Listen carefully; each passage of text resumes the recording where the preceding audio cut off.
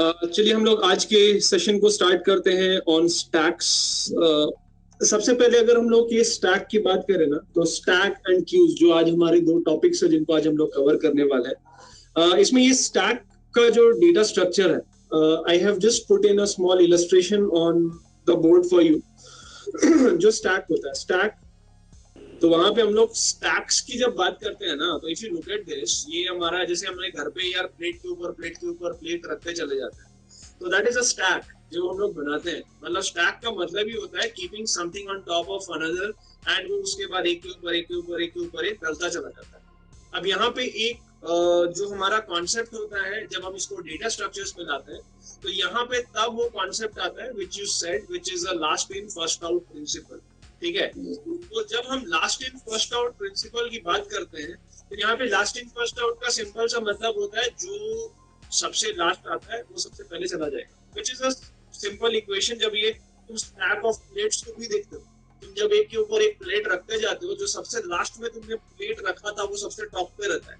तुम जब उठाते हो सबसे पहले वही उठाते हो ना, बिल्कुल नीचे से नहीं उठाते हो। नीचे से उठा सकते हो, गिर जाएगा सारा, बट उठाते कैसे हम लोग? अगर नॉर्मल सेंस में करें तो हम लोग जब प्लेट्स के ऊपर प्लेट को स्टैक करते हैं, तो the one that has been put at the very end, जो सबसे लास्ट में रखा गया था, which is always at the top, हम लोग हमेशा उसको पहले उठाते हैं। तो यहाँ पे ना कुछ की वर्ड्स हैं, और वो की वर्ड्स क्या है? जैसे लास्ट जो आया वो पहले जाएगा, जैसे तुम्हारा last in first out. And what we do is we always pick up the plate which is at the top, यानी जो सबसे ऊपर है। यहाँ पे this word top is very important। जब इसको डेटा स्ट्रक्चर में भी तुम इम्प्लीमेंट करोगे, तो we will always have a pointer, या we will always have a क्या कहूँ उसको, एक आइडेंटिफायर या इंडेक्स होगा which will always point to the top of the stack।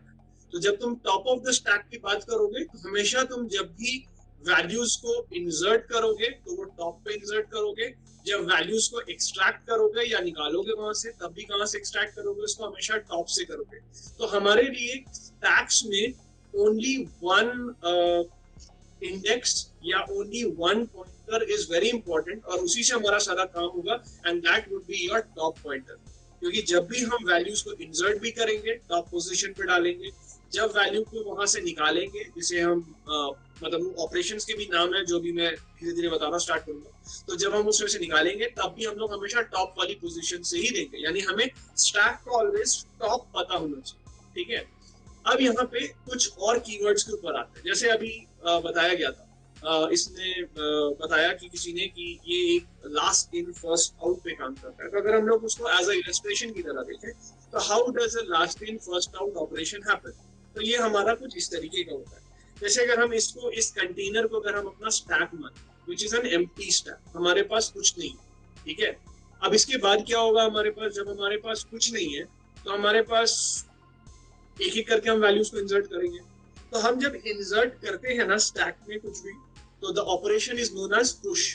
जब भी कोई डेटा हम इंसर्ट करेंगे या स्टोर करेंगे स्टैक में, तो उस इंसर्शन या उस एडिंग ऑफ वैल्यू के ऑपरेशन को यहाँ पे कहा जाता है पुश। और जब भी तुम इसमें से किसी वैल्यू को निकालोगे, उसे हम क्या कहेंगे? उसे हम कहेंगे पॉप। तो यहाँ पे जब देखो, मैं यहाँ पे अगर एक वैल्यू इंसर्ट करता हूँ, that is your first value that goes eight the top, यानी जब ये एम्प्टी है, यानी सबसे नीचे चला गया। जब दूसरा डालूंगा उसको ऊपर जाएगा, तीसरा डालूंगा उसको ऊपर जाएगा। तो यहाँ पे हमारे पास जो, लेकिन जब फिर मैं इसमें से निकालूंगा पॉप करके, तो सबसे पहला कौन सा निकलेगा? पहले 3 निकलेगा, फिर 2 निकलेगा, फिर 1 निकलेगा।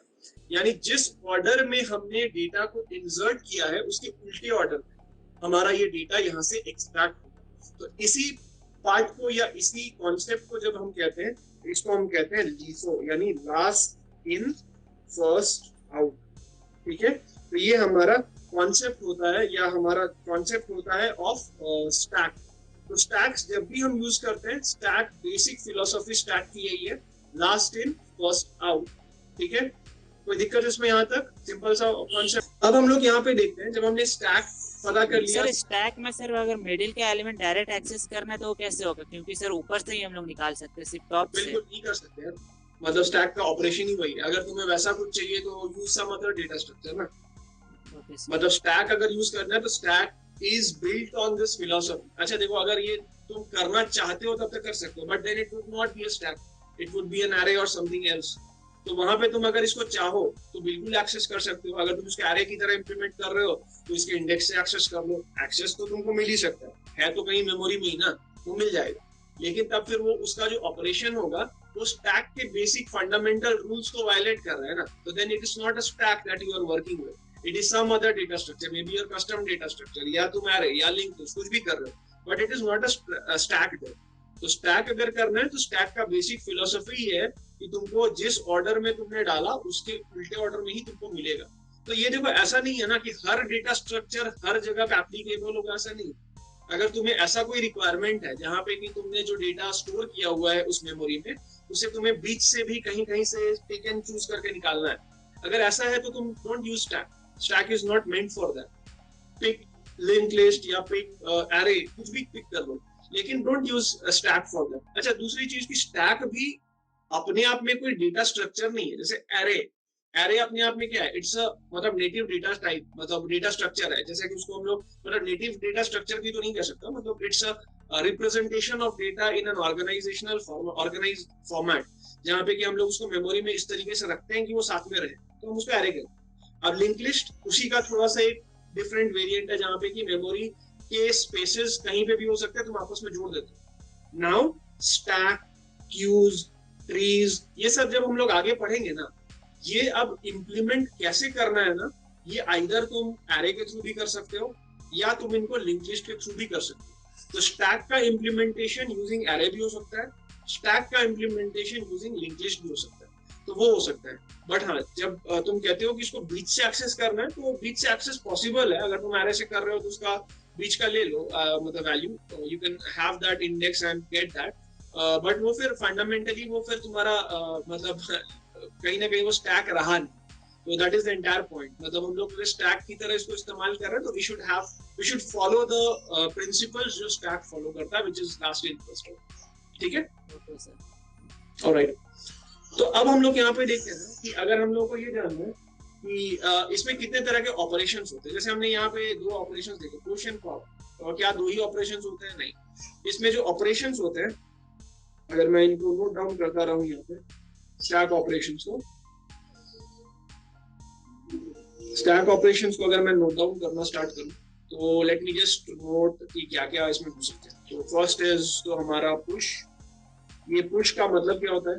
तो पुश का मतलब होता है हमारे लिए ऐड एन एलिमेंट, इसको हम कह सकते हैं add an element eight the top of the stack, क्योंकि हमेशा आपका जब भी एलिमेंट ऐड होता है वो हमेशा स्टैक के टॉप में होता है, चाहे वो बिल्कुल फर्स्ट एलिमेंट हो या लास्ट एलिमेंट हो, टॉप ऑफ स्टैक।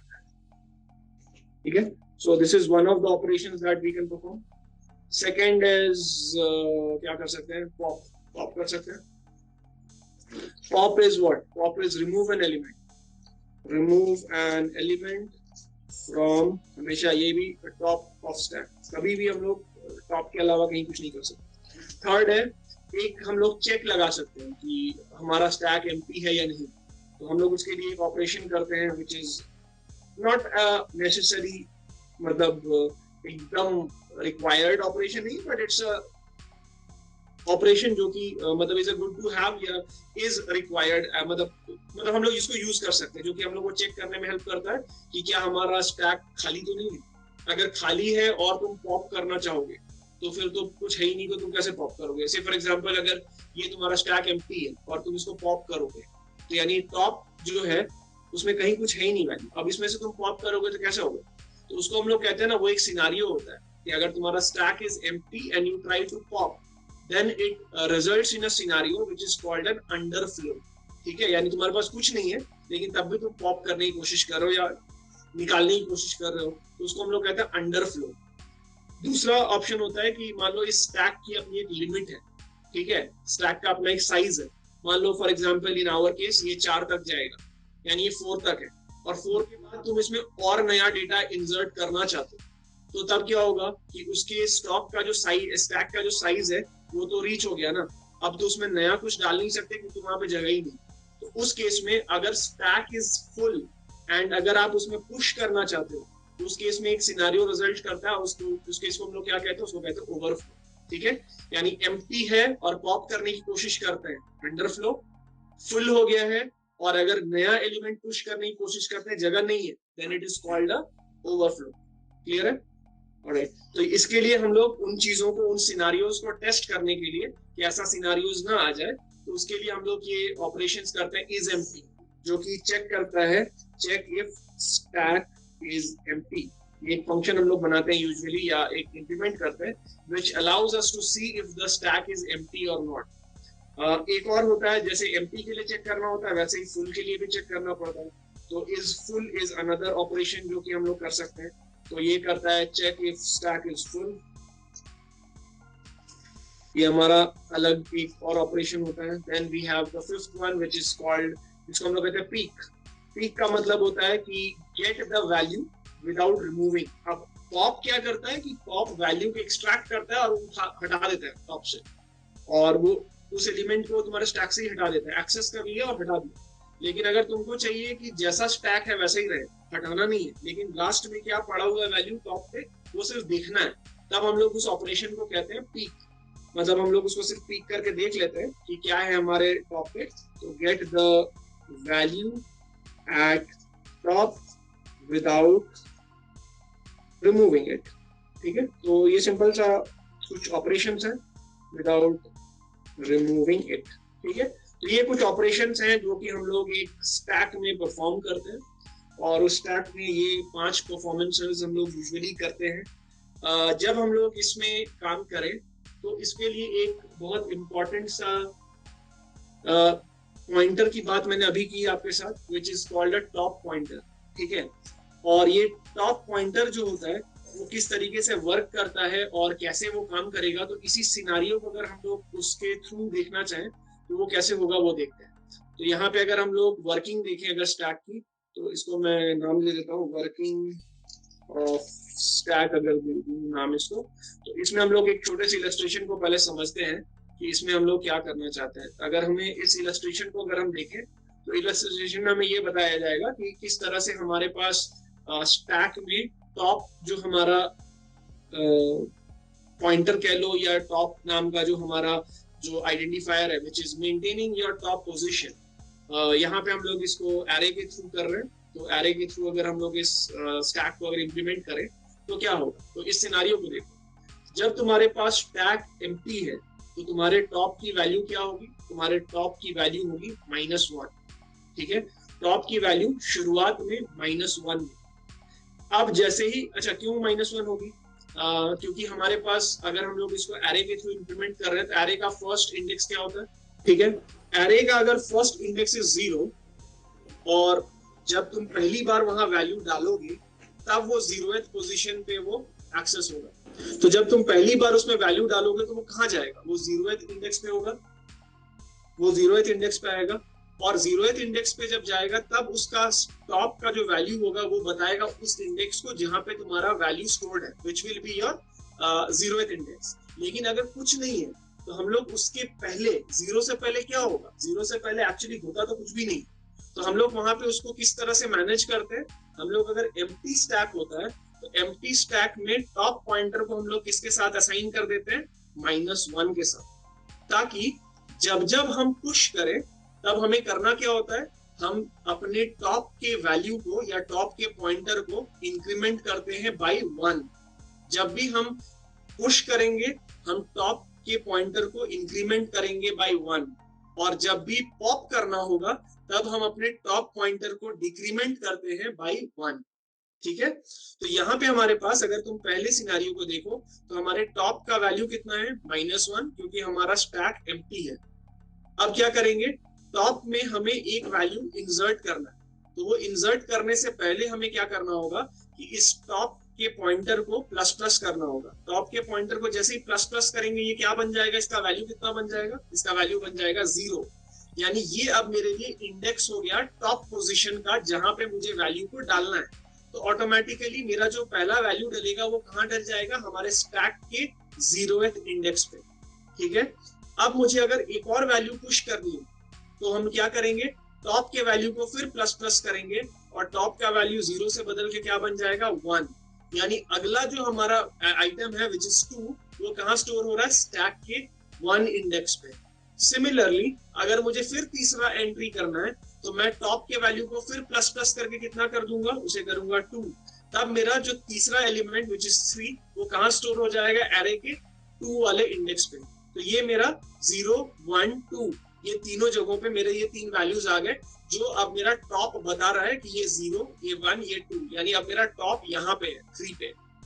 अब अगर मुझे इसमें से वैल्यूज को निकालना है, पॉप करना है, तो कैसे करेंगे। टॉप मुझे बता रहा है कि मेरा इस स्टैक का टॉप 2 पे है, तो जब भी मैं पॉप करूंगा तो मुझे बताना नहीं है कि कौन सी इंडेक्स से निकालना है, मुझे सिर्फ बोलना है पॉप।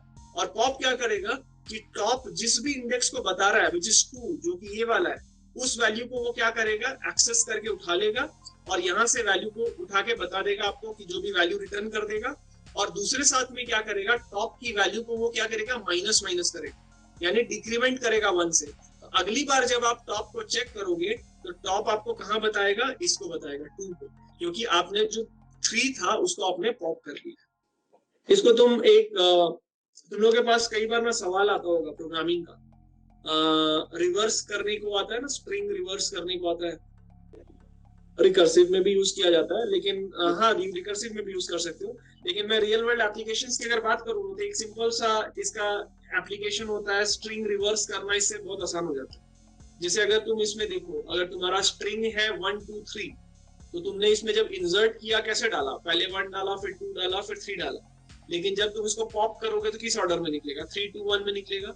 तो यानी कि अगर हमें किसी स्ट्रिंग को अगर रिवर्स करना है without using some string reversal function या कुछ, अगर उसको स्टैक के थ्रू करना है, तो हम लोगों को क्या करना होगा, जो भी स्ट्रिंग होगा उसको 1 कैरेक्टर एट ए टाइम अपने स्टैक में इंसर्ट कर देना है और उसके बाद उसको पॉप करते जाना है, तो ऑटोमेटिकली वो रिवर्स ऑर्डर में ही पॉप होगा। तो वो एक है।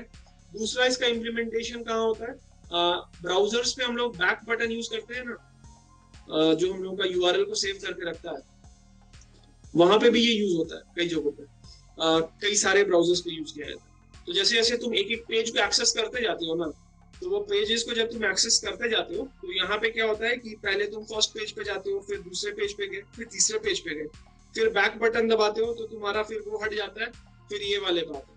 तो आजकल तो खैर ये फॉरवर्ड वाला बटन भी काम करता है, लेकिन बहुत सारे बटन होते हैं ना, बहुत सारे मतलब जहाँ पे कि ये पॉप नहीं करता, पिक कर करके आगे बढ़ाता जाता है पॉइंटर्स के, मतलब एक लिंक लिस्ट का रिप्रेजेंटेशन होता है, वहां पे लिंक लिस्ट इम्प्लीमेंटेशन के थ्रू कर सकते हो, जहाँ पे टू वे तुम्हारा लिंक लिस्ट होता है या डब्ली लिंक लिस्ट जिसको कहते हैं, उस तरीके से भी इम्प्लीमेंट किया जाता है उसको, उसमें कर सकते हैं हम लोग।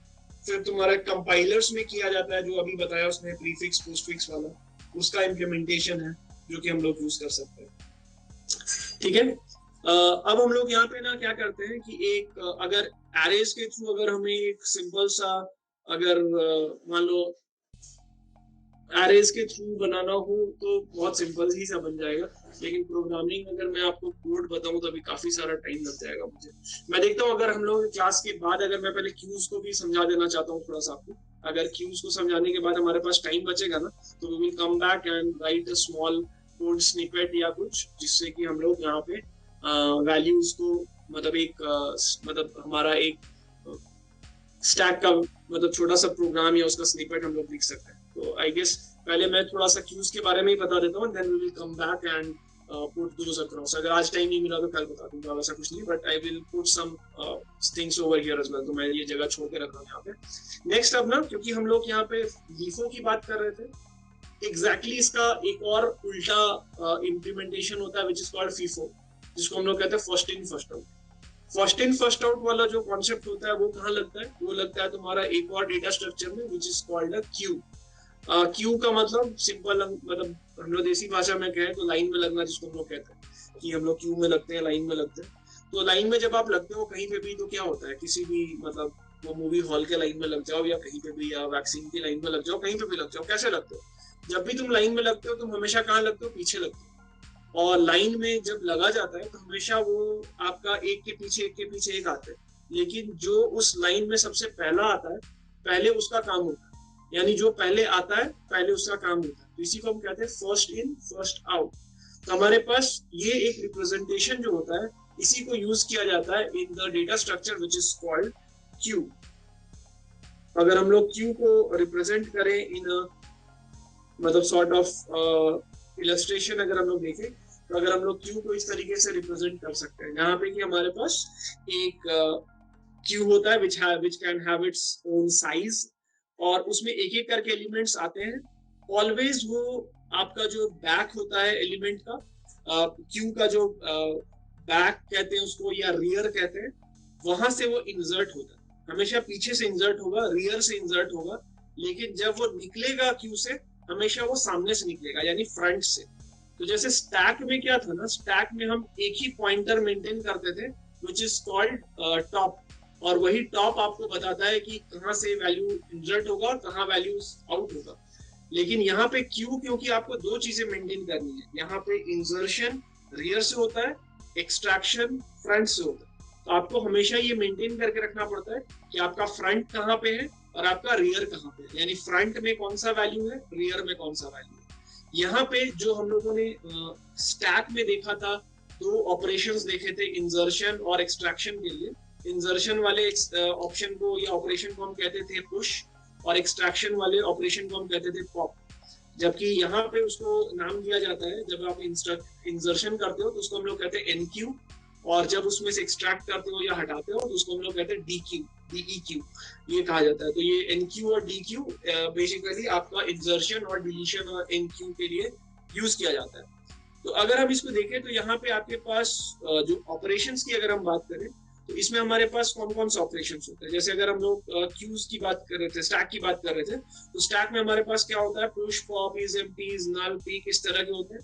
तो आपके क्यू में भी ना इज एम्प्टी, इज फुल और पीक होता है, जो कि चेक करता है कि क्यू एम्प्टी है कि नहीं, फुल चेक करता है फुल है कि नहीं, पीक चेक करता है कि आपका जो भी वैल्यू फ्रंट में होता है उसको वो एक्सेस करता है लेकिन रिमूव नहीं करता है, जैसा कि मतलब पॉप जो काम करता था यहाँ पे, पीक भी वही काम करता है इन क्यू एज वेल।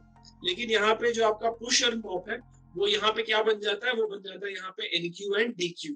और एनक्यू एंड डीक्यू जो बन जाते हैं, तो एनक्यू एंड डीक्यू का आपके पास थोड़ा सा इम्प्लीमेंटेशन चेंज हो जाता है। तो अगर हम लोग यहाँ पे क्यू के ऑपरेशंस को देखें, अगर हम लोग क्यू के ऑपरेशंस को थोड़ा सा नोट डाउन कर ले अपने अंडरस्टैंडिंग के लिए, तो हम लोग यहाँ पे कह सकते हैं कि जो हमारा एक ऑपरेशन होता है that is called an NQ, तो यहाँ पे हम लोग एनक्यू कहते हैं। तो इसको हम लोग कहते हैं ऐड एन एलिमेंट, पहले टॉप ऑफ स्टैक होता था, यहाँ पे हमारे पास होता है add an element at end of the queue. हमेशा जब भी हमारा डेटा इंसर्ट होगा वो हमेशा एंड ऑफ द क्यू पे होता है। पॉप को हम लोग यहाँ पे कर देते हैं डीक्यू, और dequeue remove an element from front of the queue, ठीक है। और ये आपका इज एम्प्टी यहाँ पे भी सेम है कि क्यू एम्प्टी है या नहीं ये चेक करने के लिए। इज फुल यहाँ पे भी सेम है, ये चेक करने के लिए कि आपका क्यू फुल है या नहीं। और पीक जो है वो आपका गेट वैल्यू एट फ्रंट, जो पहला वैल्यू फ्रंट में होता है उसको एक्सेस करता है लेकिन रिमूव नहीं करता है। डीक्यू क्या करता है कि उसमें एक्सेस करता है और रिमूव भी कर देता है, जबकि एनक्यू सॉरी पीक जो है वो आपको रिमूव नहीं करता है उस चीज को। तो हम लोग ये कुछ 5 ऑपरेशंस हैं जिसको कि हम लोग देखते हैं। अब हम लोग अगर इसकी वर्किंग को देखें ना, तो अगर हम लोग जैसे हम लोगों ने स्टैक की वर्किंग को देखा था कि अगर एक एग्जांपल इलस्ट्रेशन के थ्रू हम लोगों ने देखा था कि कैसे हमारे पास वैल्यूज आती हैं, किस तरह से उसका एरे में इम्पैक्ट पड़ता है। तो एक छोटा सा मैंने यहाँ पे एक इलस्ट्रेशन रखा हुआ है आपके लिए जो कि उसी वर्किंग को समझाएगा। तो ये वर्किंग को अगर हम लोग समझें, तो ये वर्किंग को समझाने के लिए मैं एक इलस्ट्रेशन छोटा सा यहाँ पे डालना चाहूंगा, और उस इलस्ट्रेशन को फिर हम लोग धीरे धीरे वन एट ए टाइम उसको देखते हैं कि वो कैसे वो प्रोसेस काम कर रहा है। वर्किंग ऑफ क्यू, ये हम लोग इसको कहते हैं, इस बोर्ड को नाम देते हैं वर्किंग ऑफ क्यू। अब यहाँ पे मैं इसको थोड़ा सा बड़ा कर देता हूँ, जूम करके हम लोग इसको देखेंगे। देखिए अब हमारे पास यहाँ पे क्या है, तो हमारे पास यहाँ पे ये जो आपको दिख रहा है जो बोल्ड, मतलब ये जो सॉलिड लाइंस बनी हुई है, ये दिस इज योर क्यू, ठीक है। और इस क्यू में हमें दिख रहा है कि ये क्यू 5 साइज का, ठीक है। यहाँ पे 0 1 2 3 4 ये 5 साइज का हमारे पास क्यू है। अब इस क्यू में क्या है कि हमें पहली बार जब ये एम्प्टी होगा, तो अच्छा याद है पिछली बार हमने एक स्टैक में देखा था कि वहां पे हम लोग एक पॉइंटर मेंटेन करते थे जिसका नाम था टॉप। जैसा मैंने बताया यहाँ पे दो चीजों को मेंटेन करना पड़ता है, क्योंकि आप जैसे जैसे वैल्यूज डालते चले जाओगे तो आपका फ्रंट और रियर ये दो अलग अलग पॉइंटर्स होंगे जो आपको दो अलग अलग पोजीशंस बताएगा। फ्रंट जो पहला वैल्यू इंसर्ट हुआ इसको बताएगा, रियर जो सबसे एंड में है क्यू के उसको बताएगा। अब यहाँ पे जब हम लोग इसको फ्रंट और रियर को पहली बार देखते हैं, तो पहली बार अगर हम इस फ्रंट एंड रियर को चेक करें तो ये फ्रंट एंड रियर दोनों का वैल्यू क्या रहेगा, -1। यहाँ पे भी हम लोग इसको एरे इंप्लीमेंटेशन पे देख रहे हैं, तो एरे का साइज हमारा 5 है जो कि 0, 1, 2, 3 एंड 4 इंडेक्सेस से यहाँ पे दर्शाया गया है। और फ्रंट एंड रियर जो हमारे दो यहाँ पे पॉइंटर्स है, front being shown in green and rear being shown in red, तो ये दोनों को इनिशियल हम लोग पॉइंटर्स को जो वैल्यूज रखेंगे उनको हम लोग कहाँ पे रखेंगे, -1 पे, यानी ये एम्प्टी क्यू है। अगर दोनों का वैल्यू -1 है it means it's an empty Q. अब यहाँ पे हम क्या करेंगे कि पहली बार जब पहला एलिमेंट यहाँ पे इंसर्ट करेंगे या एनक्यू करेंगे तो क्या होगा, हमारा फ्रंट और रियर दोनों, अगर हम लोग पहले ये चेक करें कि क्या हमारा क्यू एम्प्टी है, अगर हमारा क्यू एम्प्टी है और हम किसी वैल्यू को इंसर्ट कर रहे हैं इट मींस ये हमारा फर्स्ट एंट्री है, फर्स्ट एलिमेंट है, तो उस केस में दोनों ही फ्रंट एंड रियर दोनों को प्लस प्लस करेंगे और उसमें वैल्यू को स्टोर कर देंगे फ्रंट के इंडेक्स पे, क्योंकि पहली बार हमारा ये पूरा खाली था इसलिए फ्रंट एंड रियर दोनों को प्लस प्लस करेंगे। अब यहाँ पे हमारा, अब हम अगर चेक करें यूजिंग इज एम्प्टी वाला फंक्शन को अगर हम कॉल करें तो इज एम्प्टी वाला फंक्शन आपको रिटर्न करता है ट्रू, या वो बताता है कि आपका क्यू एम्प्टी है अगर दोनों के दोनों -1 है। अगर दोनों के दोनों -1 है तो आपका जो क्यू है वो एम्प्टी है, तो वो आपको इज एम्प्टी वाले फंक्शन में वो लॉजिक लिखना पड़ता है। अगर आपके फ्रंट और मतलब वो हमको बताएगा कि एम्प्टी है या नहीं, तो पहले हम लोगों ने एम्प्टी चेक किया, एम्प्टी चेक करने के बाद क्या करेंगे कि देखा कि एम्प्टी है, तो उस केस में फ्रंट एंड रियर दोनों को प्लस प्लस किया और दोनों का वैल्यू कहाँ पे आ गया, 0। और इसमें हम क्या करेंगे, वैल्यू को फ्रंट का जो इंडेक्स है, हमेशा हम फ्रंट के इंडेक्स को ही इंसर्शन के टाइम पे लेते हैं और वहां पे हम वैल्यू को डाल देंगे। ये फर्स्ट एलिमेंट आ गया। अब हमारा क्या होगा, सेकेंड एलिमेंट आएगा। सेकेंड एलिमेंट जब हम आएगा हमारे पास तो सॉरी ये मैं गलत बोल गया यहाँ पे, कि जब भी हम इंसर्ट करेंगे तो रियर के इंडेक्स पे डालेंगे। रियर के इंडेक्स पे 0 है, फ्रंट का इंडेक्स भी इनफैक्ट 0 ही है, बट हमारा रियर का इंडेक्स 0 है तो वहां पे हमने डाल दिया और हमारा दोनों फ्रंट एंड रियर दोनों अभी 0 को पॉइंट कर रहा है। इसके बाद हम फिर एनक्यू करते हैं या फिर इंसर्ट करते हैं एक नया वैल्यू विच इज कॉल्ड 2। इस केस में हम क्या करेंगे, क्योंकि इंसर्शन है, जब इंसर्शन होगा तो इंसर्शन क्या करेगा, पहले रियर के वैल्यू को प्लस प्लस करेगा, फ्रंट को छुएगा भी नहीं, वो रियर के वैल्यू को प्लस प्लस करेगा। तो रियर के वैल्यू को जैसे ही हमने प्लस प्लस किया तो रियर का वैल्यू कितना हो गया, 1। तो हम उस 1 पोजीशन पे नए वैल्यू को इंसर्ट करेंगे। फिर यहाँ पे इसी तरह से एक और नया वैल्यू डाला गया पोजीशन 2 पे, एक और वैल्यू नया डाला गया पोजीशन 3 पे, एक और वैल्यू डाला गया पोजीशन 4 पे। अब यहाँ पे जब पोजीशन 4 पे हमने वैल्यू डाल दिया तो ये आपका स्टैक यहाँ पे, सॉरी ये जो क्यू है इसका रियर आ गया 4 पे और यहाँ पे आपका फ्रंट जो है वो कहाँ पे आ गया, 0 पे। अब हम यहाँ पे डेटा को एक्सट्रैक्ट करना शुरू करते हैं, या जिस ऑपरेशन को हम कहते हैं डीक्यू। तो डीक्यू अगर हम पहली बार कॉल करेंगे, अगर हमने डीक्यू को कॉल किया तो वो हमें किस लोकेशन से वैल्यू को उठा के देगा, वो जिस लोकेशन में फ्रंट पॉइंट कर रहा है which is the 0th location, वहां से हमें वैल्यू रिटर्न करेगा।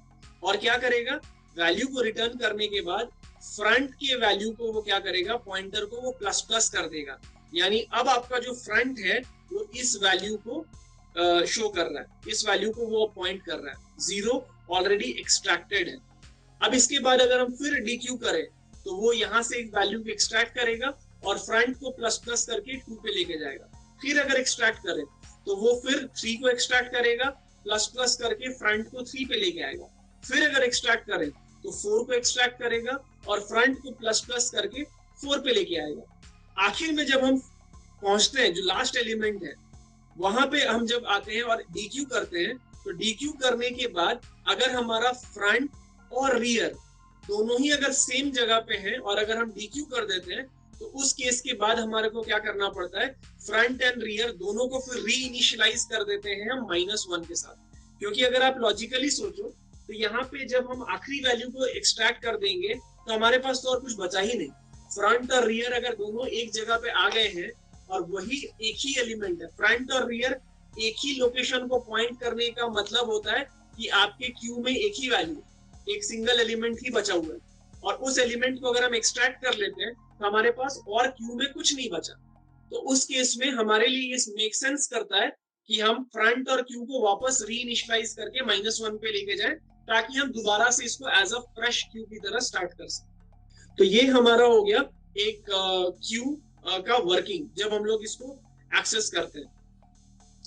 अब हमारे पास कुछ हम टॉपिक्स पे बात करते हैं कि टाइप ऑफ क्यूज कितने होते हैं, वो हम लोग एक देख लेते हैं। एक 4 तरह के हमारे पास क्यू हो सकते हैं, मतलब लॉजिकली पॉसिबल है। एक जिसको हम कहते हैं आपका सिंपल क्यू, जो कि नॉर्मल हम लोग इसको देख रहे हैं अभी। एक होता है जिसे कहते हैं सर्कुलर क्यू, जहां पे कि आपके पास इस क्यू में एंड नहीं होता, वो सर्कुलर वे में हम लोग उसको एक्सेस कर सकते हैं। मैं उनकी इलस्ट्रेशंस और उनको एग्जांपल्स के तौर पे समझाऊंगा अभी आपको।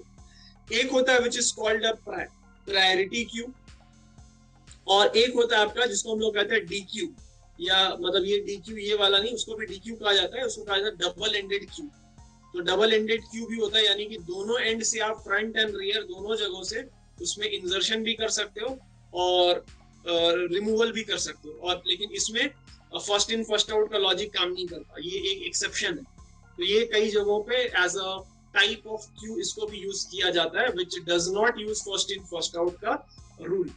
तो हम लोग इसको देखें, एक नए बोर्ड पे इसको मैं बनाता हूँ, and let's just see the type of queues that can be made possible. Type of queues ले लेते हैं हम लोग इसको। 4 टाइप ऑफ क्यूज मैंने आपको बताया कि 4 टाइप ऑफ क्यूज होते हैं। पहला क्यू जो हमारा नॉर्मल या सिंपल क्यू है, जो हम लोगों ने अभी देखा जिसके बारे में, तो सिंपल क्यू हो गया। एक आपका हो गया which is your simple Q के साथ हो गया circular queue.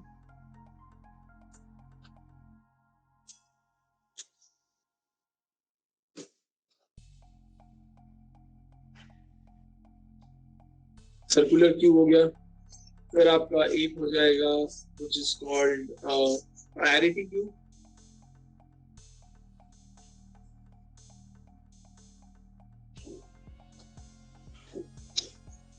And then we have one which is called a DQ या double ended queue।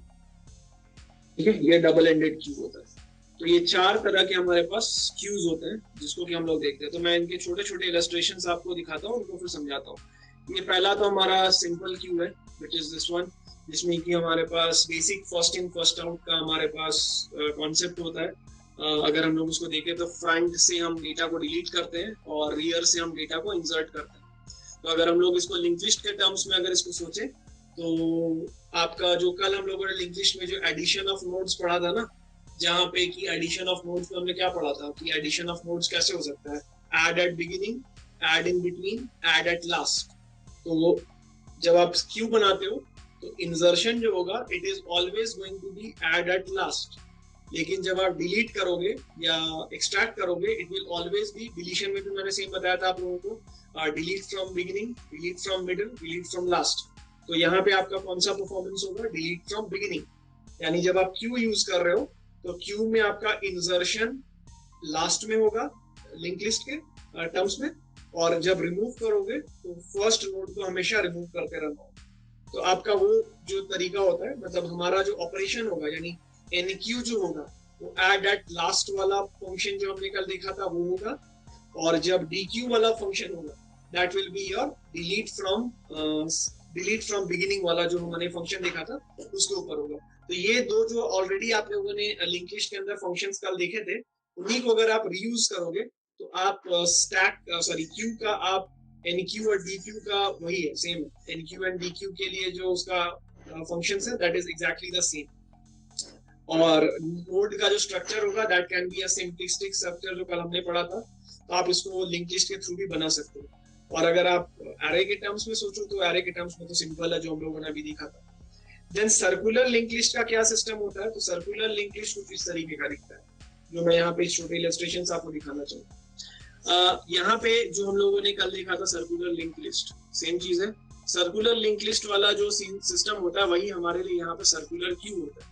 और इस सर्कुलर क्यू में हमारे पास क्या होता है, it's always makes a connection between the last item in the list to the first item in the list. यानी last item जो होगा वो हमेशा फर्स्ट वाले के साथ जुड़ा होता है। तो ये आपका सर्कुलर लिस्ट जो होता है, this is exactly what is called as a circular queue. इसका एडवांटेज क्या होता है कि इसमें मेमोरी का बेटर यूटिलाइजेशन होता है। अगर आपके पास मतलब लिस्ट का अगर हम लोग इंसर्शन एंड अगर हम लोग कहें कि इंसर्शन और डिलीशन हम लोग करते रहते, तो कई बार हमने कल मैंने बताया था कि अगर हम लोग सिर्फ उसके कनेक्शन पैरामीटर्स को चेंज कर दें या पॉइंटर्स को अगर हम लोग हटा दें तो वो क्या हो जाता है, वो ऑर्फन नोड बन जाता है और वो लिंक लिस्ट से हट जाता है, लेकिन मेमोरी में बना रह जाता है। तो हम लोगों को फिर फ्री करना पड़ता है। तो एक और तरीका होता है कि यहाँ पे भी करना पड़ेगा, बट इट ऑलवेज इज मतलब is an optimization on the normal link list या नॉर्मल क्यू, जहाँ पे कि आप इसको जो भी मेमोरी का यूटिलाइजेशन है ना वो आप इस पे कम कर सकते हो, क्योंकि यहाँ पे आपको लास्ट पोजीशन अगर आपका फुल हो जाता है, अगर मान लो यहाँ तक आपका भर गया है और फर्स्ट पोजीशन एम्प्टी है, अगर आप लिंक लिस्ट में ऑलरेडी नोड बना चुके हो, सिर्फ आप डेटा को हटाते चले जा रहे हो, तो उस केस में आप यहाँ पे एग्जिस्टिंग नोड्स को रीयूज कर सकते हो। वो एक चीज है जो आप यहाँ पे मतलब एक सॉर्ट ऑफ इसका मान सकते हो कि मतलब एक एडवांटेज है जो कि सर्कुलर क्यूज का है। सर्कुलर क्यू अगर मैं कहूँ तो it's just implementation of link list जो हम लोग वहां पे कर सकते हैं। नेक्स्ट एक होता है हमारे पास प्रायोरिटी क्यू। प्रायोरिटी क्यू में क्या होता है कि प्रायोरिटी क्यू में हम कहते हैं कि हर एलिमेंट जो हमारे पास होता है ना उस क्यू में, तो उस हर एलिमेंट का अपना एक प्रायोरिटी के साथ वो एसोसिएटेड होता है, और कोई भी एलिमेंट जिसको तुम एक्सेस करोगे वो एलिमेंट अपने प्रायोरिटी के हिसाब से एक्सेस होगा। यानी जिसकी प्रायोरिटी हाई होगी पहले वो एक्सेस होगा, जिसकी प्रायोरिटी कम होगी वो बाद में एक्सेस होगा। तो यहाँ पे भी अगर हम लोग कहें कि इंसर्शन मतलब अराइवल के वैल्यू पर होगा, लेकिन जो एक्सट्रैक्शन होगा ना वो अराइवल के वैल्यू के हिसाब से नहीं होगा।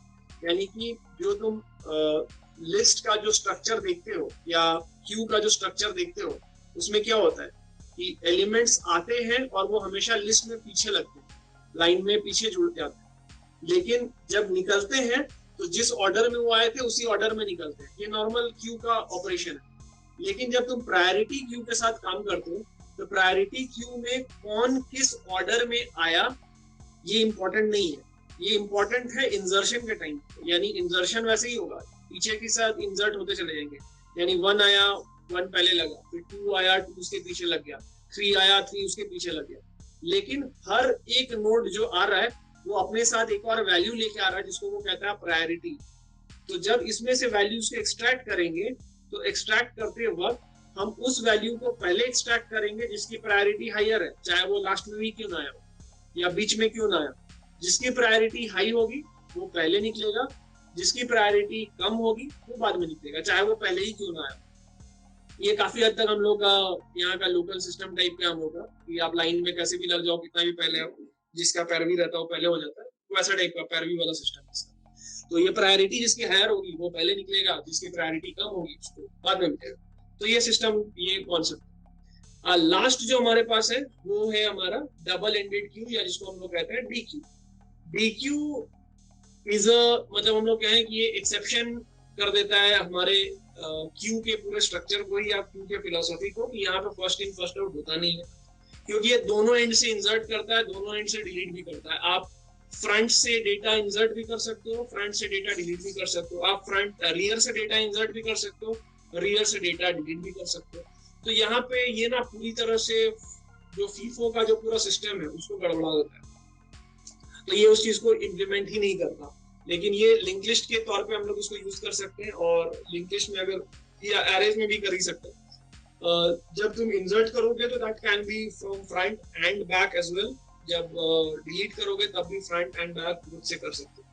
तो इट डिपेंड्स कि तुम्हें अगर ऐसी कोई जरूरत है, कई बार जरूरत पड़ती है मेमोरी बफर्स वगैरह जब हम बनाते हैं तब इनकी जरूरत होती है, नेटवर्क बफर्स वगैरह में ऐसी जरूरत पड़ जाती है जहाँ पे कि हम लोग ऐसा स्ट्रिक्ट एकदम मतलब फ्रंट या रियर वाला सिस्टम नहीं लेते, तब हम लोग वो इस तरह का कुछ कॉन्सेप्ट यूज कर सकते हैं। तो ऐसा अगर जरूरत पड़े तो इस तरह का डी क्यू या डबल एंडेड क्यू का इम्प्लीमेंटेशन किया जा सकता है अगर चाहो तो। अब मैं जैसा मैंने प्रॉमिस किया था कि देखता हूँ कुछ अगर सिंपल सा अगर मैं कोड स्निपेट आपको लिख के दे सकूँ यहाँ पे, जिससे कि हम लोग ये समझ सके. Let me find a good reference that I might have somewhere. मैंने पिछले क्लासेस में भी पढ़ाया था, तो एक छोटा सा कोड स्निपेट मैं उसको समझाना चाहूंगा आप लोगों को, so that you have a better understanding कि वो कैसा है. ये मैं एक लास्ट सीजन में या लास्ट सेशन में मैंने लास्ट सेमेस्टर में MCSL 25 में मैंने बताया था, तो उन लोगों को मैंने एक एग्जांपल प्रोग्राम मैंने उनको बनवाया था. I am just going to paste that program over here and then will just go through that कि वो क्या है प्रोग्राम, और वो फिर हम लोग उसको थोड़ा सा मैं इसमें से कुछ कुछ चीजें ट्रिम कर दूंगा, because if you want I can keep this. आप लोगों को जूम करके देखना पड़ेगा थोड़ा सा. I will also zoom it so that we know कि यहाँ पे ये कैसे काम करता है. तो ये मैं थोड़ा सा जूम करके आपको लेके जाना चाहूंगा इस कोड पे.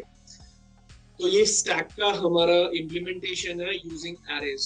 ठीक है, तो ये स्टैक इम्प्लीमेंटेशन यूजिंग एरे का एक प्रोग्राम है छोटा सा. इसमें मैंने क्या किया है, सबसे पहले तो जैसे आपके सी के प्रोग्रामिंग में आप करते हो कि आप एक हेडर फाइल इंक्लूड करते हो. हेडर फाइल आप इंक्लूड करते हो which is the stdio.h which is the default header file जो हमको चाहिए. यहाँ पे मैंने कुछ ग्लोबल वेरिएबल्स डिक्लेयर किए हैं which is the max size which is 8. मैं ये स्टैक को 8 साइज का बना रहा हूँ.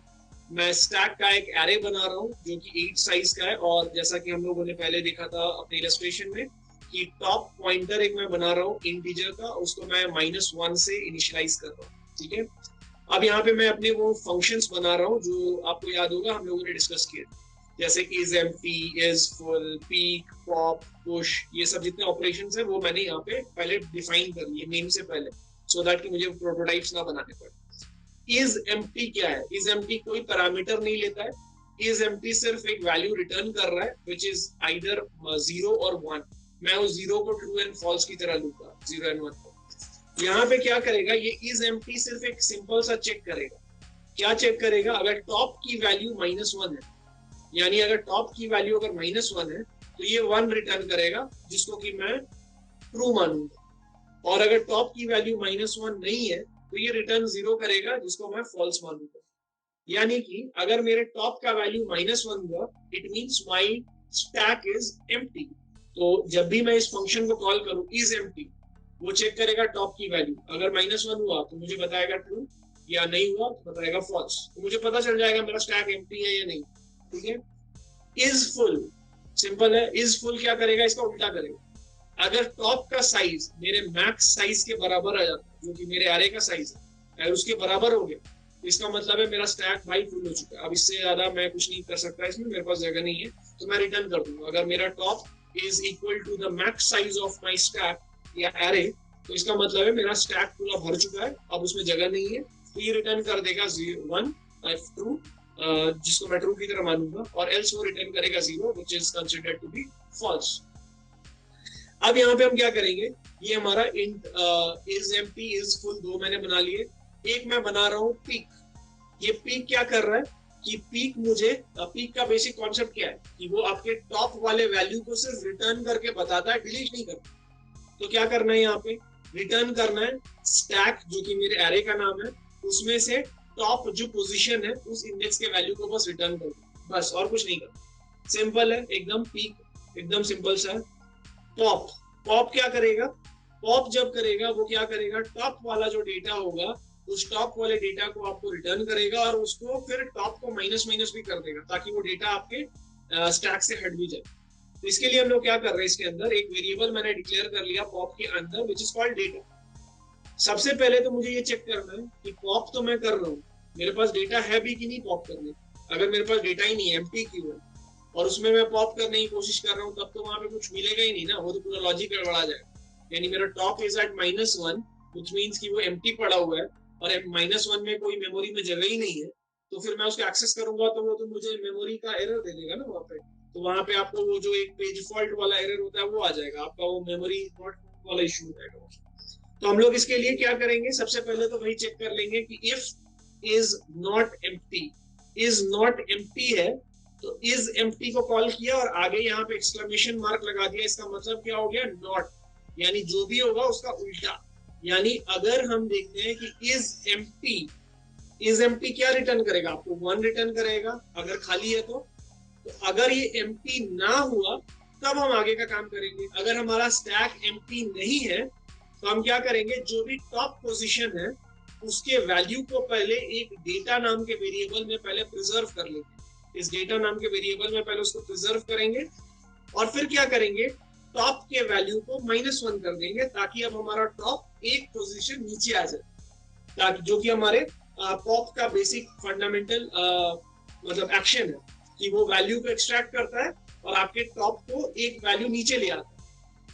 तो हमने यहाँ पे डेटा को प्रिजर्व कर लिया टॉप वाले वैल्यू को डेटा में, और टॉप पॉइंटर को माइनस कर दिया और उसके बाद डेटा को रिटर्न करा दिया। ये अगर हमारे स्टैक में, अगर हमारा स्टैक एम्प्टी नहीं है तब ये होगा, मतलब आइडियल सिनारियो। लेकिन अगर हमारा स्टैक एम्प्टी है, जब हमने उसको पॉप किया, तो उस केस में ये तो एम्प्टी वाला एल्स में चला जाएगा, इज नॉट एम्प्टी फॉल्स हो जाएगा, तो हम लोग एल्स में आ जाएंगे, यानी हमारे स्टैक में भाई कुछ नहीं है। तो उस केस में हम लोग यहाँ पे सिंपल लिख देंगे could not retrieve data, stack is empty. या आप कोई भी मैसेज डाल सकते हो, वो अंडरफ्लो दे दो, कोई भी मैसेज दे दो, that is up to you. Message है आपके ऊपर, कुछ भी दे सकते हो। इसका मतलब हम लोग डेटा रिट्रीव नहीं कर सकते, भाई हमारे पास डेटा नहीं है, स्टैक एम्प्टी है। तो ये हमारा बेसिक पॉप का फंक्शनैलिटी हो गया। पुश कैसे काम करेगा? अच्छा, यहाँ पे एक चीज देखो, पॉप को ना कोई वैल्यू भेजने की जरूरत नहीं होती है, क्योंकि वो तो हमेशा टॉप पे ही काम करेगा ना। जहाँ पे टॉप पे जो वैल्यू है उसको बस रिटर्न करना है, उसको इससे मतलब नहीं है कि किस वैल्यू को रिटर्न करना। वो जब भी बोलो हमेशा वो टॉप से होगी, इसलिए यहाँ पे कोई पैरामीटर नहीं है। लेकिन पुश में आपको पैरामीटर भेजना पड़ेगा, क्योंकि पुश तो डालेगा टॉप पे, लेकिन क्या वैल्यू डालेगा वो तो बताना पड़ेगा। तो इस पुश फंक्शन को मैंने क्या किया, यहाँ पे एक वेरिएबल असाइन कर दिया as a parameter which is called data, और ये डेटा पैरामीटर यहाँ पे आएगा। इसके लिए भी एक कंडीशन चेक करना होगा। मैंने पहले जैसे बताया था आपको कि स्टैक में डिलीट करने से पहले देखना पड़ता है कि स्टैक में कुछ है कि नहीं। अगर कुछ नहीं हो तो डिलीट नहीं कर सकते, और जब इंसर्ट करेंगे या पुश करेंगे तब ये जरूरी है कि हमारे पास स्टैक में जगह होनी चाहिए, क्योंकि अगर भरा हुआ है स्टैक तब तो हम कुछ इंसर्ट कर नहीं पाएंगे ना, क्योंकि जगह नहीं है हमारे पास। तो उस केस में जैसे हम लोगों ने पॉप में पहले चेक किया कि वो एम्प्टी तो नहीं है, वैसे ही पुश करते वक्त चेक करेंगे क्या हमारा स्टैक फुल तो नहीं है। तो हम लोगों ने इसके लिए क्या किया, ऊपर फंक्शन ऑलरेडी बना दिया है, लॉजिक ऊपर है, तो वो हमें बताएगा कि हमारा स्टैक फुल है या नहीं है। तो अगर हमारा स्टैक फुल नहीं है तो उस केस में हम क्या करेंगे, अपने टॉप पॉइंटर को +1 करेंगे, यानी टॉप को एक बढ़ा देंगे ऊपर, और उस नए टॉप वाले पोजीशन पे अपने डेटा को इंसर्ट कर देंगे। दैट्स इट, टॉप का पोजीशन इंक्रीमेंट हो गया और उस पोजीशन पे डेटा डाल दिया। अब सिंपल सा ये काम हमारा खत्म हो गया। अब यहाँ पे मैंने एक्चुअली यहाँ पे इंट लिख दिया, ये एक्चुअली वॉइड होना चाहिए था। Let me just make that correction. यहाँ पे ये एक्चुअली वॉइड होना चाहिए क्योंकि हम लोग कुछ रिटर्न कर नहीं रहे। ऑलराइट, तो यहाँ पे हमारा वो वैल्यू डाल दिया। लेकिन अगर हमारा स्टैक फुल हो गया और हम उसमें डेटा नहीं डाल सकते तो फिर क्या होगा, तो ये एल्स पार्ट में चला जाएगा और लिख देगा यहाँ पे could not insert data, stack is full. That's it. तो ये हमारे 5 जो हम लोगों ने ऑपरेशंस के बारे में पढ़ा था, is empty, is full, peak, pop और पुश, ये सारे का हम लोगों ने इम्प्लीमेंटेशन कर लिया। अब हम क्या करेंगे कि यहाँ पे हमारे मेन प्रोग्राम में हम जितने भी एलिमेंट्स उनको एक एक करके ऐड करते हैं। हमारे पास मैक्सिमम 8 डाल सकते हैं, मैंने 8 नहीं डाला, मैंने यहाँ 6 डाला। तो मैं अलग अलग सिर्फ पुश फंक्शन कॉल कर रहा हूँ, वैल्यू डालता जा रहा हूँ, ये सब वैल्यूज मेरे इंसर्ट होते जा रहे हैं। प्रिंटफ कर रहा हूँ, element eight top of the stack क्या है, तो पिक करूंगा तो सिर्फ मुझे वो बताएगा कि क्या वैल्यू है। उसके बाद मैं सारे एलिमेंट्स को प्रिंट करा रहा हूँ। सारे एलिमेंट्स को प्रिंट करा सकता हूँ कैसे, पिक करने की जगह मुझे पॉप करना पड़ेगा, एक एक करके दिखाऊंगा, हटाऊंगा एक एक करके। तो क्या करना होगा, व्हाइल इज नॉट एम्प्टी, जब तक हमारा स्टैक एम्प्टी नहीं हो जाता तब तक मैं क्या कर रहा हूँ, पॉप फंक्शन को कॉल कर रहा हूँ। पॉप फंक्शन क्या कर रहा है, हमें टॉप वाले डेटा को रिटर्न कर रहा है, टॉप वाले डेटा को रिटर्न कर रहा है। वो डेटा हमारे इस वेरिएबल में स्टोर हो रहा है, उस डेटा को हम लोग प्रिंट करा रहे हैं। अब जैसे ही वो डेटा प्रिंट हो गया, वो तो प्रिंट हो गया, कहाँ क्या था टॉप पे। अब वहां पे जब वो डेटा प्रिंट हो गया तो हमने वो डेटा पाया कैसे, वो डेटा को हमने पाया पॉप की मदद से।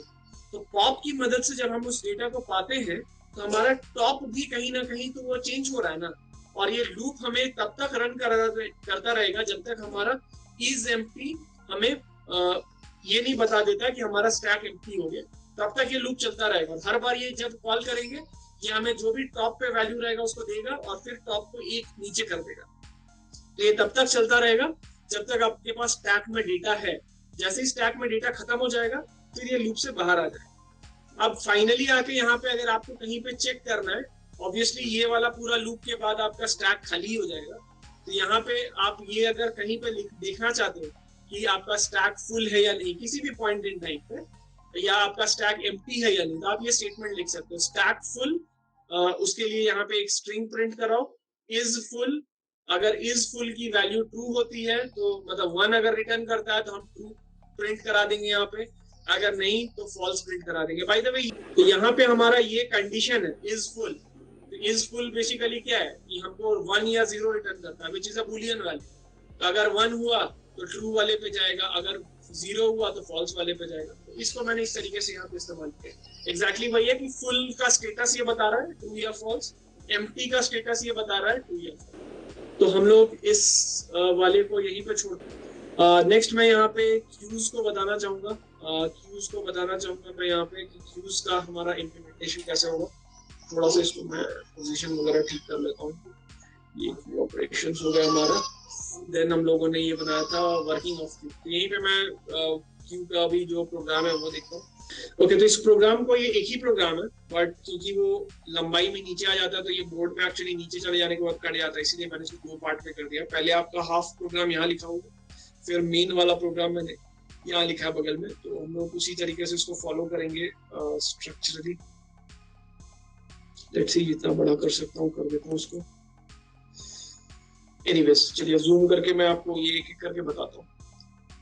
चलिए, तो ये मेरे पास हमारा प्रोग्राम है ऑफ क्यूज। मैंने यहाँ पे एक मैक्स वेरिएबल को पहले डिफाइन कर लिया। अलग अलग तरीके हैं, मैंने पिछले वाले में एज अ ग्लोबल वेरिएबल ले लिया था, यहाँ पे मैंने उसको एज अ मैक्रो की तरह यहाँ पे प्री प्रोसेसर में डाल दिया है। मैक्स को मैंने 6 से इनिशियलाइज कर दिया है, जो कि मेरे मैक्स वेरिएबल का वैल्यू, मैक्स का नाम होगा, जहाँ पे भी यूज करूंगा 6 रहेगा। तो यहाँ पे क्या किया है मैंने कि दिस इज द एरे, जो कि मेरा क्यू का नाम है, इंट एरे। इसको नाम आप कुछ भी दे सकते हो। साइज उसकी उतनी है जितनी मैक्स की साइज होगी, यानी 6। फ्रंट को मैंने 0 से इनिशियलाइज किया है, रियर को मैंने -1 से किया। अच्छा, यहाँ पे हम लोगों ने पहले वाले में फ्रंट और रियर दोनों को मैंने -1 से किया था, इस इलस्ट्रेशन में दिया हुआ था। But what I have done is कि पहली बार के लिए मैं फ्रंट को 0 पे रखता हूँ, रियर को -1 पे रखता हूँ। और फ्रंट को क्या कर रहा हूँ कि पहली बार जब मैं डेटा इंसर्ट करूंगा ना, तो पहले इंक्रीमेंट करके फिर वैल्यू नहीं डालूंगा। तो पहले वैल्यू डाल दूंगा फिर इंक्रीमेंट करूंगा। तो उस केस में क्या हो जाएगा कि हमारा ये 0th पोजीशन पे पहले वो डेटा डालेगा और फिर उसके बाद आपका आगे काम करेगा। तो यहाँ पे ये मैंने इस तरीके से इंप्लीमेंट किया था। ये जो लॉजिक भी है ये भी थोड़ा बहुत मॉडिफाई हो सकता है। तो यहाँ पे हम लोग देख लेते हैं 0 और 1 से मैंने कैसे किया था, वो एक बार मैं आपको पहले दिखा देता हूँ। देन यहाँ पे एक आइटम काउंट एक वेरिएबल है, must have used that somewhere, जो साइज के लिए शायद है परहैप्स। पीक जो हमारा एक फंक्शनैलिटी हमने देखा था वो सेम वही है। एरे का जो फ्रंट पोजीशन होगा उसको वो रिटर्न करेगा, फ्रंट का जो भी वैल्यू होगा उसको रिटर्न कर देगा without removing anything. Is empty, अगर हमारे आइटम काउंट का वैल्यू अगर 0 है तो इसका मतलब है हमारा क्यू एम्प्टी है। इज फुल, अगर हमारे आइटम काउंट का value is equal to max, जो कि मेरे एरे का साइज है, अगर वो हो जाता है तो इसका मतलब है ये फुल है। ये बूल मैं रिटर्न करा रहा हूँ, यानी ट्रू फॉल्स ही रिटर्न हो जाएगा यहाँ पे। साइज है हमारा, जो आइटम काउंट है वो रिटर्न कर देगा, जो भी साइज होगा वो। इंसर्ट जब करना होगा, या जिसको एनक्यू कहते हैं, डेटा में पास करूंगा, चेक करूंगा क्या मेरा क्यू फुल है। अगर क्यू फुल नहीं है तो मैं क्या करूंगा, चेक करूंगा कि इफ रियर का वैल्यू इज इक्वल मैक्स -1, अगर हमारे रियर का वैल्यू मैक्स -1 अगर है, तो अगर मतलब बिल्कुल आखिरी वाले एलिमेंट पे अगर हमारा रियर है तो फिर मुझे क्या करना है, रियर को -1 कर देना। उसके बाद क्या करना है, एल्स नॉर्मल सिनेरियो में क्या होगा कि जो भी हमारे एरे का रियर पोजीशन होगा, पहले हम रियर पोजीशन को ++ कर रहे हैं, देन रियर पोजीशन को यूज कर रहे हैं। यहाँ पे ++ रियर का मतलब क्या है कि पहले रियर के वैल्यू को इंक्रीमेंट करो फिर यूज करो। तो अगर रियर का वैल्यू पहली बार कितना है, -1, तो वो पहले ++ होके 0 बनेगा और उस पोजीशन पे हम लोग डेटा को डालेंगे। उसके बाद फिर क्या करेंगे, जो भी हमारे आइटम काउंट का वैल्यू है वो हमारा ++ हो जाएगा। तो इनिशियली समझ लो आइटम काउंट इज 0, तो वो फिर 1 बन जाएगा, यानी अब हमारे पास एक आइटम। रिमूव करेंगे डेटा को कैसे, जब भी रिमूव करेंगे पहले एलिमेंट जो हमारे फ्रंट में है उस डेटा को पहले एक्सेस कर लेंगे और डेटा में स्टोर कर देंगे, और फिर फ्रंट के वैल्यू को प्लस प्लस करेंगे। यहाँ पे फ्रंट प्लस प्लस लिखने का मतलब है पहले फ्रंट वाले वैल्यू को यूज करो इस एरे के एज ए इंडेक्स की तरह, और फिर यूज करने के बाद उसको प्लस प्लस करो। तो इसलिए मैंने यहाँ पे इसको पोस्टफिक्स में डाला। फिर यहाँ पे भी एक चेक होता है कि अगर फ्रंट का वैल्यू मैक्स हो गया, यानी अगर फ्रंट बिल्कुल आखिरी एलिमेंट पे पहुंच गया, तो उस केस में हम उसको वापस से फिर रीइनिशियलाइज कर देंगे कहाँ पे, 0 पे। और आइटम के काउंट को हर बार क्या करेंगे, जब जब डेटा रिमूव करेंगे आइटम के काउंट को माइनस माइनस कर देंगे, और जो भी डेटा रिटर्न होता है वो डेटा हम यहाँ पे यूजर को रिटर्न करा देंगे। तो ये मेरे 4-5 फंक्शंस जो हमारे हैं, वो 4-5 फंक्शंस हम लोग इस तरीके से इसको बना लेते हैं, जो कि 4-5 फंक्शंस हमारे क्या थे, insert, delete, peak, is full, is empty. वो 5 फंक्शंस हम लोगों ने पहले बना लिए यहाँ पे। अब ये 5 फंक्शंस जब हमारे बन गए, इनको हम लोग यूज कैसे करेंगे, तो इनको हम लोग यूज कर रहे हैं यहाँ पे। इनको यूज मैं यहाँ पे कर रहा हूँ हमारे मेन फंक्शन। मेन फंक्शन में मैं क्या कर रहा हूँ, पहले 5 आइटम इंसर्ट कर रहा हूँ। कैसे इंसर्ट कर रहा हूँ, इंसर्ट फंक्शन को कॉल किया, पहले 3 डाला, फिर 5 डाला, फिर 9 डाला, फिर 1 डाला, फिर 12 डाला। तो पहली बार मेरे फ्रंट का वैल्यू क्या था, 0, और उसके बाद मेरा जो फ्रंट है इस इतने वैल्यू को डालने के बाद मेरे फ्रंट का वैल्यू क्या है, 0, और रियर का वैल्यू क्या है, 4, क्योंकि पहला ये 0 1 2 3 4 ये 4th पोजीशन पे आ गया। Front is 0, rear is 4। तो ये तुम्हारा क्यू का वैल्यू है। क्यू में 3 है, फिर 5 है, फिर 9 है, फिर 1 है, फिर 12 है, और उनका इंडेक्स क्या है, 0 1 2 3 4, इस ऑर्डर में आ गया। अब इसके बाद फिर मैं एक वैल्यू इंसर्ट कर रहा हूँ, 15। तो मेरे फ्रंट का वैल्यू तो अभी भी 0 ही है, रियर का वैल्यू बढ़ के क्या हो गया, 5, यानी एक और एलिमेंट यहाँ पे ऐड हो गया, वो 15 वहां पे ऐड हो गया। अब मैं चेक करता हूँ कि यहाँ पे मेरे पास आपको याद होगा मेरे मैक्स साइज कितना है मेरे क्यूब का, 6। तो ये तो टोटल 6 भर गया ना यहाँ पे। अब मैं अगर यहाँ पे इंसर्ट करता हूँ नया वैल्यू, तो यहाँ पे इंसर्ट अगर मैं करूंगा तो वहां पे वैल्यू नहीं जाएगा। लेकिन उससे पहले ही मैं एक काम करता हूँ कि मैं चेक कर लेता हूँ क्या मेरा क्यू फुल है। तो उसके लिए मैं इज फुल को कॉल करता हूँ। इज फुल क्या होगा, अगर ये ट्रू रिटर्न करेगा या फॉल्स रिटर्न करेगा। अगर ये ट्रू रिटर्न करेगा तो हम इसके अंदर आ जाएंगे और लिख देंगे Q full. Obviously Q full होगा क्योंकि हम लोगों ने वैल्यूज डाले ही वैसे। मैंने यहाँ पे 6 वैल्यूज डाल दिए, तो अब मेरा क्यू फुल हो जाएगा। तो यहाँ पे आपको ये प्रिंट होना चाहिए क्यू इज फुल। इसके बाद मैं क्या कर रहा हूँ, एक रिमूव कर रहा हूँ डेटा को। क्या से रिमूव कर रहा हूँ, वो जो रिमूव डेटा नाम का मैंने फंक्शन बनाया हुआ है, which can be renamed as dq as well। अगर आप चाहो तो नाम कुछ भी दे सकते हो। तो dq करोगे या रिमूव डेटा करोगे तो वो क्या करेगा, वो डेटा को रिमूव करेगा फ्रंट से, यानी ये जो पहला वाला एलिमेंट है इसको वो रिमूव करेगा, डिस्प्ले कराएगा आपको नम में, वो रिटर्न कर देगा, और वहां से वो फ्रंट को आगे बढ़ा देगा कहाँ पे, इस 1 पोजीशन पे। अब एलिमेंट रिमूव हो जाएगा और जो भी हमारे नम में वैल्यू है वो आपको प्रिंट हो जाएगा, जो कि 3 होगा। इसके बाद हमारे फ्रंट का वैल्यू क्या हो जाएगा, 1, क्योंकि अब हमारा फ्रंट आगे बढ़ गया है। रियर का वैल्यू अभी भी 5 है। अब अगर मैं यहाँ पे इंसर्ट करूंगा एक और आइटम तो क्या होगा, इंसर्ट अगर मैं और एक आइटम करूंगा तो मेरे पास फ्रंट तो अभी मेरा 1 पे है, ठीक है, रियर मेरा 5 पे है।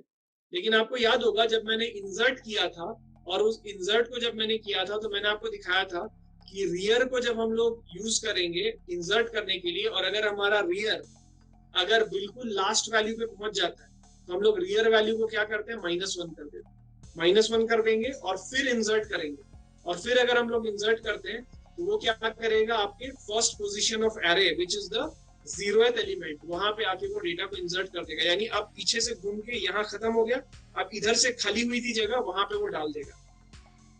इस तरीके से अगर आप करोगे ना तो आपके पास क्या होगा कि अब अगर हम लोग एलिमेंट को देखेंगे तो हमारा आइटम काउंट हमेशा मैनेज करेगा कि आपके पास जितना साइज है और कितना एलिमेंट आप डाल सकते हो वो चेक करेगा। अब यहाँ पे सीन ये आता है कि अब हमारा रियर 0 पे है, फ्रंट 1 पे है, ठीक है, रियर 0 पे है, फ्रंट 1 पे है। अब अगर हम लोग नया एलिमेंट डालने की कोशिश करेंगे 17 18, ये दोनों वैल्यूज ना इंसर्ट नहीं होंगे। क्यों नहीं इंसर्ट होंगे, क्योंकि जब हम लोग इंसर्ट कर रहे हैं तब हम लोग ये भी चेक कर रहे हैं कि क्या हमारा क्यू फुल है या नहीं। और क्यू फुल कैसे मिलता है, क्यू फुल मिलता है नंबर ऑफ आइटम्स के साथ। नंबर ऑफ आइटम्स हमें यहाँ पे 6 मिल रहे हैं क्योंकि हमने डाला हुआ है, और 6 is the max that is allowed. तो इसलिए वो और एलिमेंट्स ऐड करने की हमें इजाजत नहीं देगा और हम उनको ऐड नहीं कर पाएंगे। यहाँ पे जब हमने देखा था कि जब वो लास्ट की जगह पे फर्स्ट में इंसर्ट किया था, वो इसलिए किया था क्योंकि यहाँ पे हमारे पास नंबर ऑफ एलिमेंट्स कितने थे 5 और हमारा टोटल साइज कितना है 6, और इस वजह से उसने क्या किया कि उसने अलाउ किया, उसने बोला कि आपका क्यू एम्प्टी नहीं है, लेकिन आपका जो पोजीशन होगा that won't be at the last, क्योंकि लास्ट में ऑलरेडी डेटा डाला हुआ है, इसलिए आप बिल्कुल शुरुआत में जाके वैल्यू डाल दो। तो शुरुआत में आप वैल्यू डाल दोगे तो वो जगह पे अपनी आ जाएगा। तो हम लोग उस तरीके से वैल्यूज को एक्सेस करते हैं। अब इसके बाद फाइनली जब तुम देखोगे तो यहाँ पे तुम्हारे पास ये एलिमेंट जो है, जो कि हमारा इस पोजीशन पे या इस एक्शन के बाद जो बना था, that same will keep on staying here, क्योंकि हमने 17 और 18 जो डाला था वो इंसर्ट ही नहीं हुआ क्योंकि जगह ही नहीं थी हमारे पास।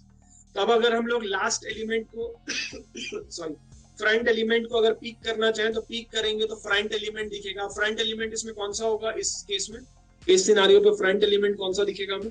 फ्रंट हमारा 1 ही था, तो फ्रंट 1 था, रियर 0 हो गया। ऐसा नहीं है कि फ्रंट का मतलब एरे का फ्रंट, एरे का फ्रंट नहीं, फ्रंट पॉइंटर जिसको बता रहा था वो।